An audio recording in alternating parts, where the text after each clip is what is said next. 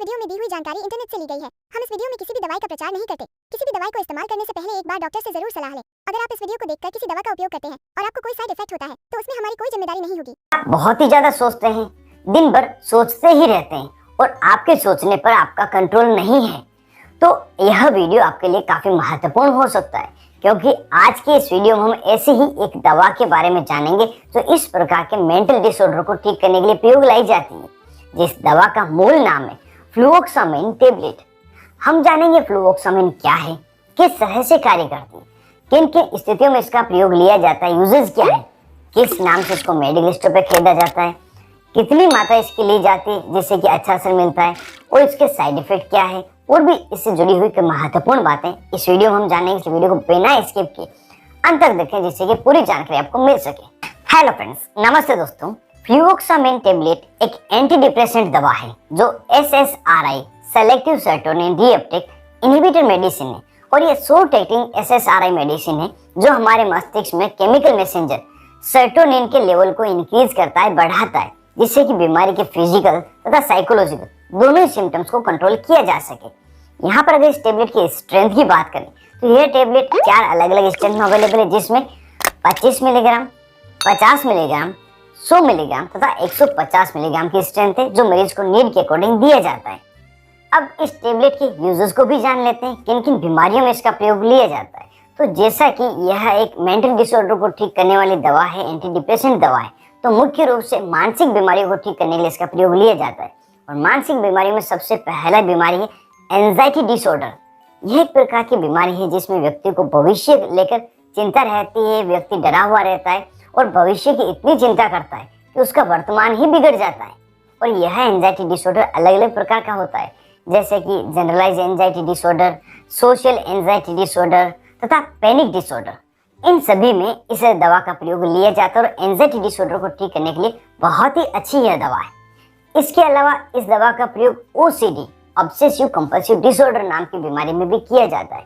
यह वही बीमारी है जिसके बारे में वीडियो की शुरुआत में मैंने बताया था। यह बीमारी भी एंजाइटी डिसऑर्डर के अंतर्गत ही आती है। इसमें व्यक्ति की जो सोचने की प्रक्रिया है बहुत ही ज्यादा होती है, व्यक्ति बार बार सोचता रहता है और सोच पे उसका कंट्रोल नहीं होता है, और कई बार इस कारण से व्यक्ति अपने किए हुए काम को बार बार दोहराता है, जैसे कि बार बार हाथ धोना, काउंटिंग मन में करना, किसी आर्टिकल को छेड़ना, कीटाणुओं के इन्फेक्शन से डरना, किसी प्रकार की चोट से डरना। इस तरह की सोच सारे दिन उस व्यक्ति के दिमाग में चलती रहती है। तो इस बीमारी को हम ऑब्सेसिव कंपल्सिव डिसऑर्डर कहते हैं, और इसको ठीक करने के लिए यह टेबलेट बहुत ही अच्छी है, और मेनली इस टेबलेट का प्रयोग इसी बीमारी को ठीक करने के लिए लिया जाता है। यह बीमारी बच्चों में, वयस्क में तथा बुजुर्गों में सभी में देखेगी, और यह टेबलेट सभी में प्रयोग ली जाती है। इस बीमारी के अलावा यदि कोई मरीज है जिसको डिप्रेशन की समस्या है, अवसाद की समस्या है, जिसमें व्यक्ति सारा दिन ऑफ मोड में रहता है, दुखी सा महसूस करता है, उदास महसूस करता है, कहीं एंजॉय नहीं कर पाता, अपने आप को हताश महसूस करता है, तो उस डिप्रेशन को ठीक करने के लिए भी यह टेबलेट काफी फायदेमंद है। अब मानसिक बीमारियों के अलावा भी कुछ बीमारियां हैं जिसमें इसका प्रयोग लिया जाता है। जैसे कोई व्यक्ति है जिसको बहुत ही ज्यादा पेन हो रहा है, क्रोनिक पेन हो रहा है, तो उस पेन के साथ में जो दवाइयां दी जाती है उसमें सपोर्टिव मेडिसिन के रूप में यह टेबलेट दी जाती है।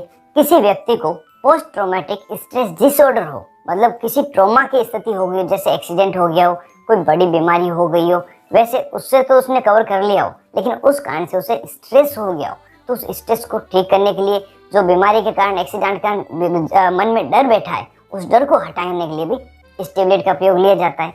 साथ ही किसी को ईटिंग डिसऑर्डर है, मतलब व्यक्ति बहुत ही ज्यादा खाना खाता है, खाना खाने के बाद भी पेट नहीं भरता है, जिस कारण से लगातार वेट बढ़ता जा रहा है, तो उस ईटिंग डिसऑर्डर को ठीक करने के लिए भी यह टेबलेट डॉक्टर द्वारा दी जाती है। यहाँ पर मैंने ज्यादा से ज्यादा यूज कवर करने की कोशिश की है, और हो सकता है इन सभी यूजेस के अलावा भी डॉक्टर अपने अनुभव के आधार पर किसी अन्य बीमारी में इस टेबलेट का प्रयोग करें। अब यूजर्स को जानने के बाद हम जान लेते हैं इस टेबलेट को आप मेडिकल स्टोर पे क्या नाम से खरीद सकते हैं, इसके ब्रांड नेम्स क्या है। तो कुछ पॉपुलर ब्रांड नेम है, जैसे कि फ्लुओक्सिन टेबलेट, यूवेक्स टेबलेट, फ्लुवोटोल टेबलेट, वोक्सामिन टेबलेट, वोक्सीडेव टेबलेट। यह इसके कुछ पॉपुलर ब्रांड है जो आपको फ्रीली कहीं पे भी मिल जाएंगे, और हो सकता है इसके अलावा कोई दूसरी ब्रांड मिले, उसे आप खरीद सकते हैं अगर उसका कंपोजिशन फ्लुओक्सामिन ही हो। यहाँ पर जो दवाइयाँ देख रहे हैं उन पर किसी पे तो आपको CR लिखा मिल रहा है और किसी पे कुछ नहीं है, तो इनमें क्या डिफरेंस है, तो इससे आप बिल्कुल कंफ्यूज नहीं हो। ये जो CR है ये टेबलेट की प्रिपरेशन है, जिसका मतलब होता है कंट्रोल रिलीज। दवा धीरे धीरे रिलीज होगी, इसको दिन में एक बार देने पर भी पूरे दिन असर रखती है। अब यहाँ जान लेते हैं इस टेबलेट की क्या डोजेज होती है, कितनी मात्रा में मरीज को दी जाती है। तो इस टेबलेट की जो डोज है मरीज की उम्र के अकॉर्डिंग अलग अलग दी जाती है। तो यहाँ पे उम्र के अकॉर्डिंग जान लेते हैं कॉमनली रिकमेंडेड डोज क्या है।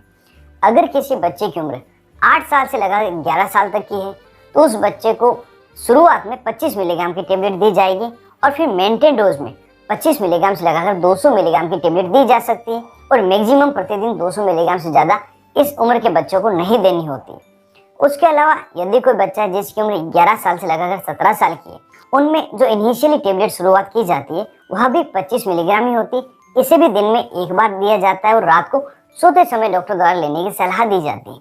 इसे मेंटेन डोज में बढ़ाकर जितनी आवश्यकता है 25 मिलीग्राम से लगाकर 300 मिलीग्राम किया जाता है और इनकी जो मैक्सिमम डोज प्रतिदिन होती है वो 300 मिलीग्राम होती है। यहाँ पर अगर 50 मिलीग्राम या इससे ज़्यादा डोज दी जाती है तो उसको डिवाइडेड डोज में दिया जाएगा या CR या ER प्रिपरेशन में दिया जाएगा।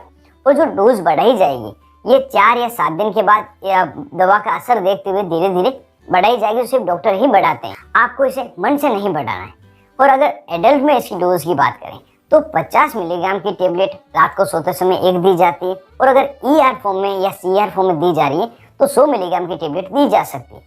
इनकी जो डोज होती है मेंटेन डोज 100 मिलीग्राम से लगाकर 300 मिलीग्राम तक हो सकती है और प्रतिदिन 300 मिलीग्राम टेबलेट में दी जा सकती है। और वही बात है, अगर 50 मिलीग्राम से ज़्यादा इमीडिएट रिलीज टेबलेट देंगे तो अलग अलग डिवाइडेड डोज में दिया जाएगा। जब इस टेबलेट का सेवन पेशेंट के द्वारा किया जाता है तो शुरुआती 7 से 8 दिन मरीज को जी घबराना, नोजिया होना, उल्टी जैसा लगना, इस तरह की समस्याएं होती।